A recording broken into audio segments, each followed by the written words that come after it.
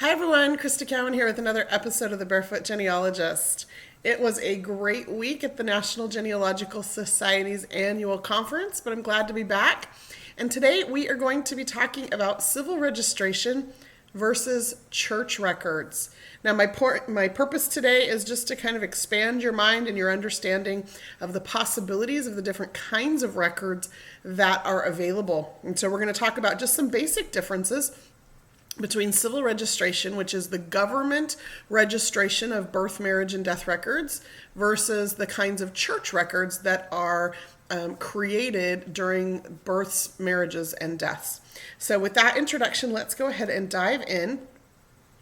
I've just made this simple chart to help you understand some of the differences between the kinds of records that are created. Now, civil or government registration of birth records typically results in a birth register or a birth certificate of some kind being created, as opposed to church records, where typically a birth is not recorded, but if that particular faith practices infant baptism, a baptismal or a confirmation date might be entered, or a christening date rather, might be entered. And that might often include birth information. Let's just look at a couple of examples.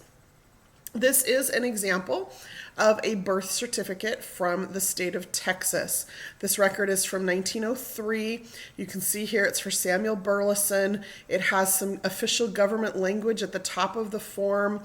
It's to the county clerk of Bastrop County, has information about the birth of this child, when and where it occurred, information about the names of the parents. In this case, it does not give the mother's maiden name unless her maiden name was the same as her married name, and then who reported that particular birth, whether it was a doctor or a parent or some other person. Typically, birth certificates that are government issued are going to be one or two images. So you always want to make sure you use these arrows down here. Just check that next image. Make sure nothing's recorded on the back of that particular certificate.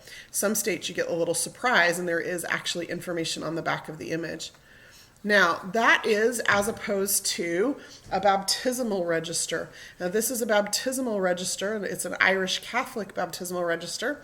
The first thing you might notice here is that the headers are in Latin, which is important to note, even though this particular baptismal register is from the late 1880s. Those headers are still in Latin. And so you just need to do a quick Google Translate to make sure you understand what each of those fields mean. But you're often going to see information about the child who is baptized, the date, the parents' names, and then where those parents are living. So you get address information as well. Again, you're going to want to check that next image always, just in case. Sometimes these registers, as in the case of this one, run across two pages. So basically what it was it was an old double page ledger, and the pages have been microfilmed one at a time. And so here you're going to see the birth date of this child, the 26th of November. And then if I look at the second page, I'm going to see the baptismal date of this child, which is the 12th of December, as well as who performed that baptism, and then typically in the Catholic faith anyway, who the godparents or the witnesses are there.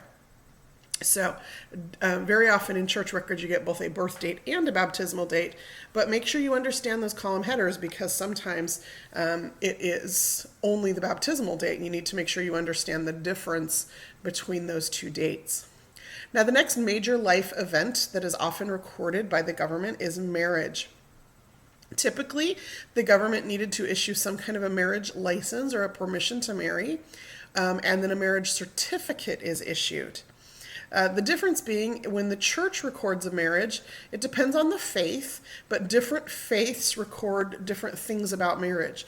So, for example, in some religious traditions, bans have to be posted, which basically means the couple has to announce their intention to marry over several successive Sundays, giving anybody that needs to the opportunity to speak up about why this couple could not or should not be married. Same thing, in particular in the Quaker faith, they have a marriage intention where the couple comes to the meeting and announces their intention to marry. Some people are assigned to investigate that couple and to make sure everything is good, report back to the meeting, and then the marriage occurs. So you actually end up with several cases of bans and intentions of 3 separate reports in the months preceding the actual marriage. Information about this couple showing up in the church records before the final marriage certificate or marriage record is made. So again, let's just look at some examples of that. This is from the state of Missouri. Missouri has been very good about keeping marriage records and making them available. You're going to see here a marriage license was issued to this particular couple. And so this top section is the license, and that's where it includes information about whether or not they are of age. And if they're not of age, it will include permission from the parents to marry, and then where the couple is a resident of.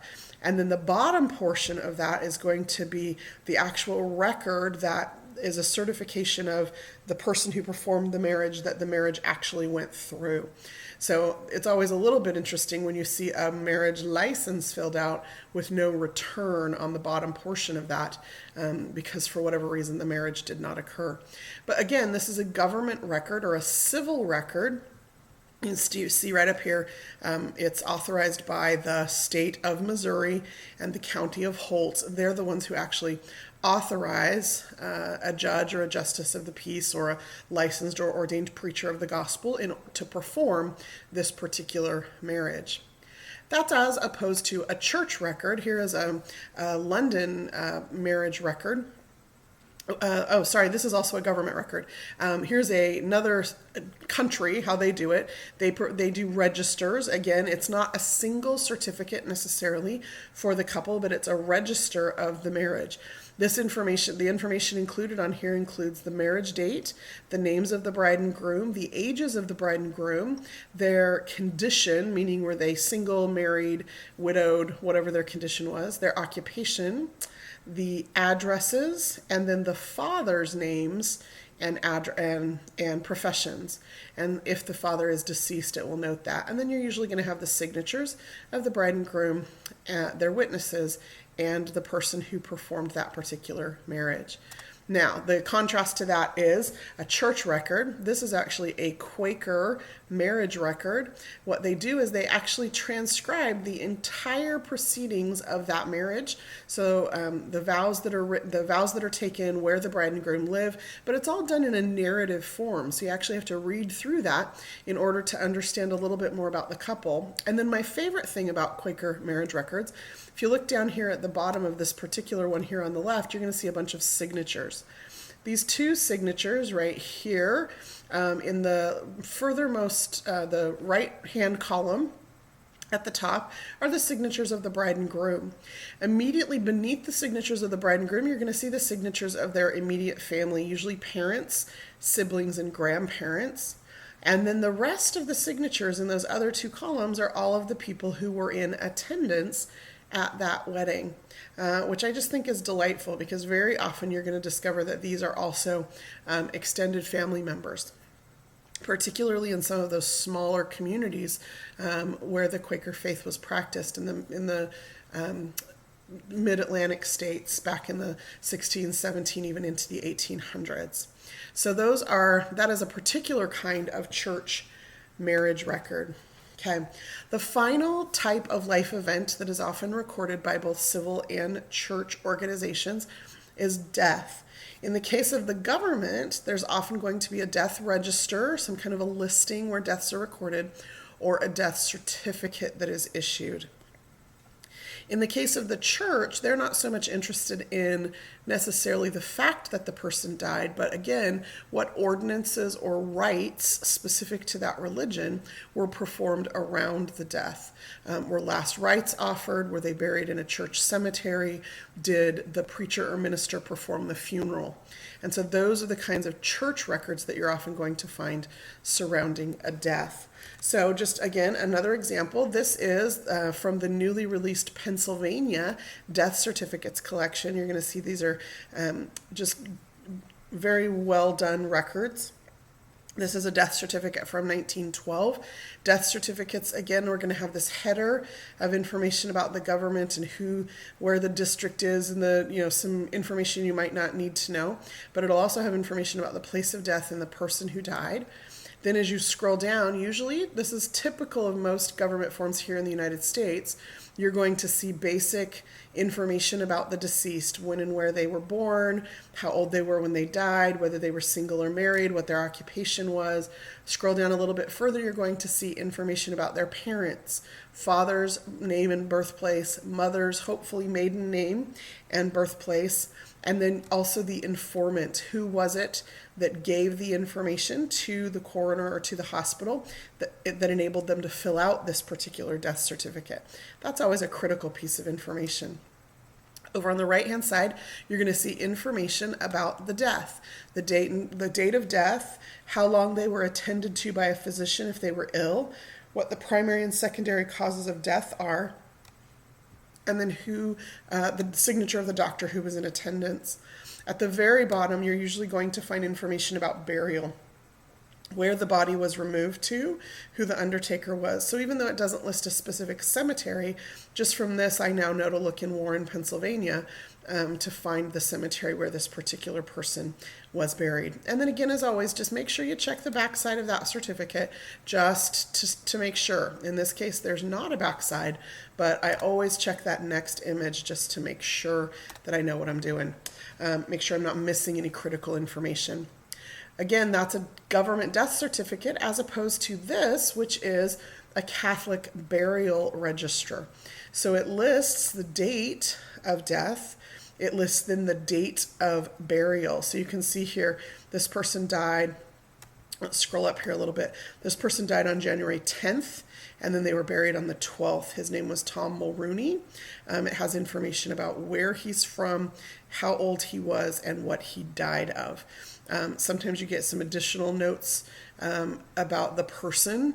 So for example, in this case, because this is a Catholic church register, they have to be, the Catholic Church has very specific rules about who can and cannot be buried in Catholic cemeteries.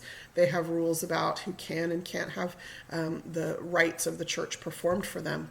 And so this particular person has a note written here. It says, bad character, died without the rite of the church on account of her bad life.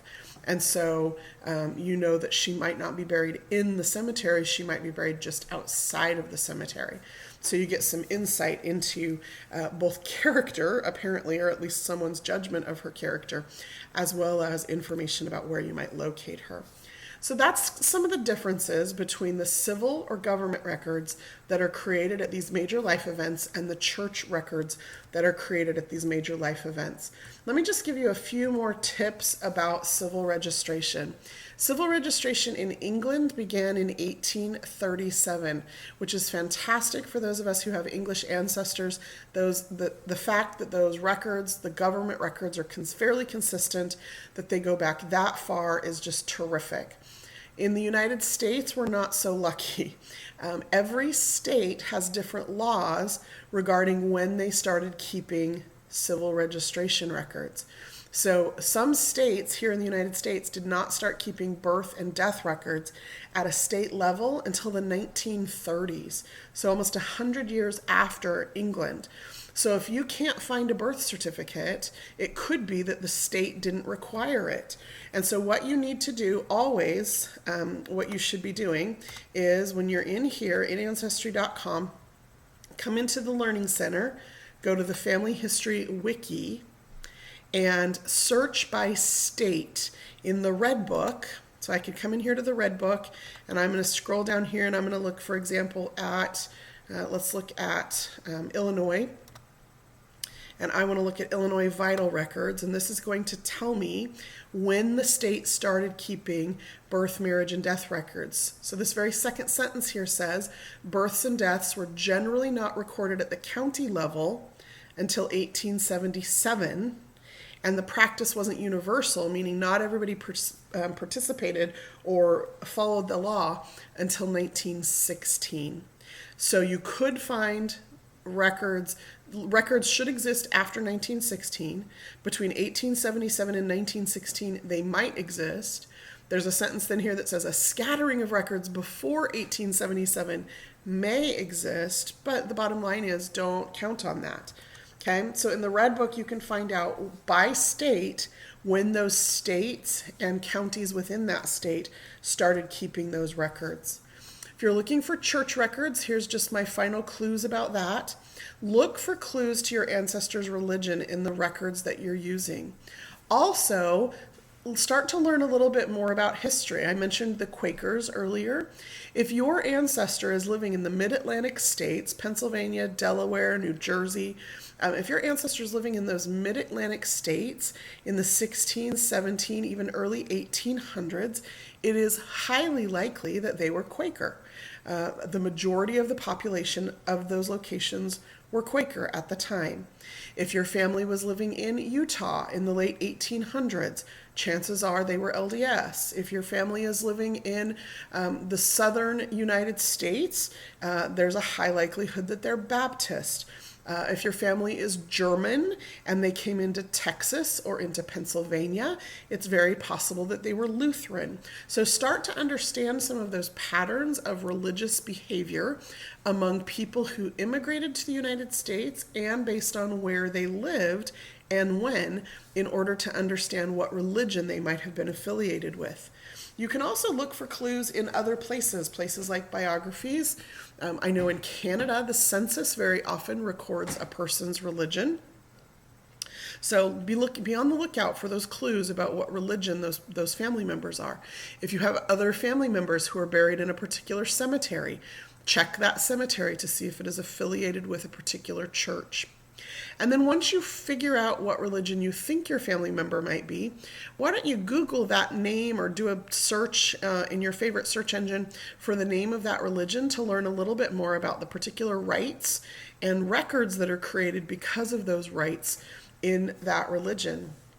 So, for example, there are some religious traditions that baptize children. And so you're going to end up with records of baptisms of children that often include birth information. Many religions don't baptize children. The LDS faith doesn't baptize children until they're 8. Some faiths don't practice the rite of baptism at all. And so you need to know if that particular faith practices a specific rite so that you know if that particular record will be in existence or not. And then you need to know if those records are local or aggregated. And here's what I mean by that. Some religions, even though they have a common religion, do not have a common organizational structure. And so the records aren't necessarily going to be in a common or local aggregated place. The Quakers are a good example of very well organized structure. They have local or preparative meetings, they have monthly meetings, they have quarterly meetings, they have annual meetings, and a lot of their records roll up to that annual meeting level, which is usually a regional thing. Most of those records were then, at some point throughout history, turned over to one of the Quaker colleges. And so, just this past month, Ancestry.com placed about 80% of the U.S. Quaker records in existence onto our website because of partnerships with each of those Quaker colleges. They had aggregated those records, and we have now aggregated them onto our website. Not all churches do that. I have family who were Methodist, and they were part of a particular church in Pennsylvania. However, that church was created by the community, and there was no governing body for that church. So the records from that particular church are local only, which means the records that survived when the church finally was closed because people moved away or other churches opened, the records from that particular church were turned over to the local historical society. And so there are records available, but they're in a local place for that particular church. So that's what I mean by local versus aggregated. And sometimes you have to dig a little bit to understand that. So those are just some tips or some clues about the differences between civil or government registration of births, marriages, and deaths, and the kind of church records that are created at baptism, marriage, and burial, which are some of the corresponding life events. Hopefully that's been some helpful information to you. As I said, my purpose today was to just kind of broaden your understanding and maybe give you some sparks of some ideas of some additional places that you can go to locate some of those vital records about your ancestors so that you can keep climbing your family tree. Until next time, this is Crista Cowan. Have fun climbing your family tree.